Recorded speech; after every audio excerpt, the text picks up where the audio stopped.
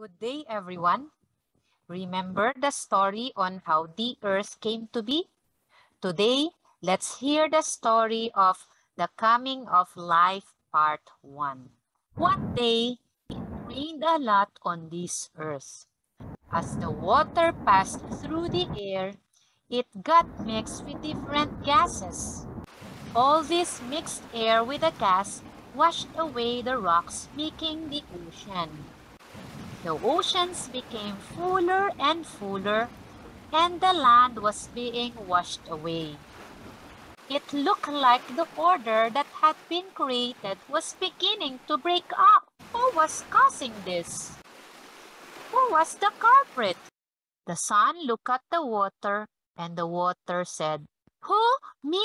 What have I done? Remember how I am made in such a way that if I become hot, I disappear, and if I become cold, I fall down, and being a liquid, I go to all the cracks. What can I do? I don't have any choice. And my sister Air steers me up and carries me around, dropping me on the rocks. It's her fault that I have to move. Talk to her." Air said, "Me? I like that. I was given the job of covering the earth with layers of blankets so she won't be cold. She has a cold head and cold feet, and that is why I had to be always on the run to warm her up." And what does the water do? She jumps on my back and takes a ride. That's fine when it's flat, but when there are mountains, it's different. I have to climb up and drop her. She is so heavy, I can't play all the time. I have important work to do. It's the fault of those rocks. Why does the earth have to have such wrinkly skin? Rocks have no consideration at all. They do not move to let me pass. Sometimes they get so hot that when I go near them, I have to climb up to avoid burning. When they are freezing, I cringe." The rock said with one voice, "Why do you blame us? We are not doing anything but sit around. Do you think we want to get hot? We cannot help it when the sun shines on us. We are made this way. If you ask us, 'Sun, it's your fault. You are the culprit.'"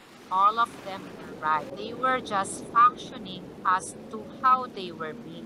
Yet, the order was being threatened and something had to be done. And so it went on. One day, a tiny drop of jelly appeared.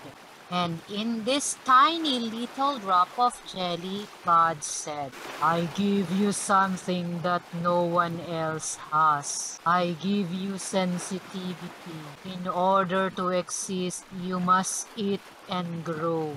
But all of you will not eat the same thing. You will also have the power to create others like yourselves, and that's your specialty." So, life came in the form of tiny blobs of jelly. Each of these had laws to follow: eat, grow, and create others like themselves. They were like tiny little machines, just like a tiny little car that grew and then split up. These little tiny drops of jelly began the work of cleaning up the sea as they fed up with the salt of the water. They built up their own bodies. Some of them found the water itchy, and so they built shells to protect themselves. When they did, these tiny shells dropped to the bottom of the sea, and the salt remained trapped in the shells. As time passed, these creatures died layer upon layer. These new kinds of mud piled up at the bottom of the sea. like pages of the book of the earth. Some of these pages have remained for us to read later on, so we can tell what happened a very long time ago before anyone else was born. These tiny little creatures were made up of just one cell, which did all these works: breathing, eating, and moving.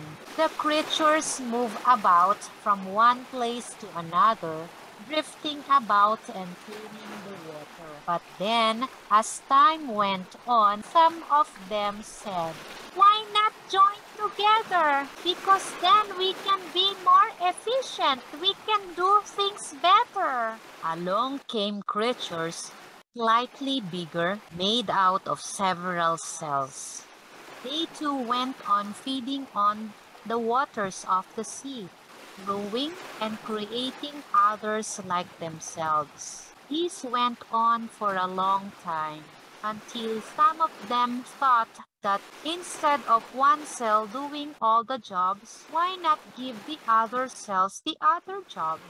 So, some cells lined up and were told, "You do the breathing for us." Other cells lined up and were told, "You do the moving along for us." Some cells lined up and were told, "You do the eating for us." And so, when we open a book about the past, we can see some of them in the Coming of Life Part 2.